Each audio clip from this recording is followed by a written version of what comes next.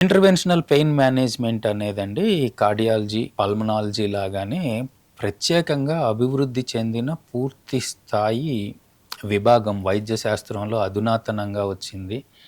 ఉదాహరణకు ఆర్థోపెడిక్స్ లాంటి విభాగాన్ని మనం తీసుకున్నట్టయితే సుమారుగా 200-300 సంవత్సరాల చరిత్ర ఆర్థోపెడిక్స్‌కి ఉంటే, అన్నిటికన్నా యంగ్ బేబీ కింద ఇంటర్వెన్షనల్ పెయిన్‌ని ఈ మధ్య కాలంలోనే అభివృద్ధి చెందిన దిశగా మనం దాన్ని గమనించొచ్చండి. సాధారణంగా పెయిన్ మేనేజ్మెంట్‌కి మనకి 3 రకాల విధానాలు ఉంటాయి.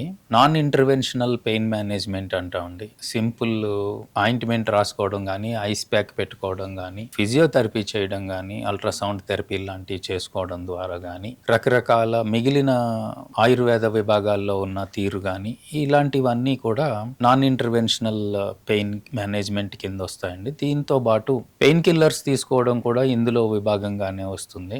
రెండోది completely opposite, surgical correction are surgical management for pain management. అయితే చాలా మందిలో పెయిన్ కిల్లర్స్ వల్ల కానీ, కన్జర్వేటివ్ మేనేజ్మెంట్ కానీ వారికి పూర్తి స్థాయి పెయిన్ రిలీఫ్ ఇవ్వని పక్షంలో సర్జరీ అనేది అవసరం లేదు, కానీ పెయిన్ ఒక్కటే ఇబ్బంది పెడుతుంది అన్న వారికి ఇంటర్వెన్షనల్ పెయిన్ మేనేజ్మెంట్ అనేది ఒక గొప్ప వరంగా మనం చెప్పొచ్చండి.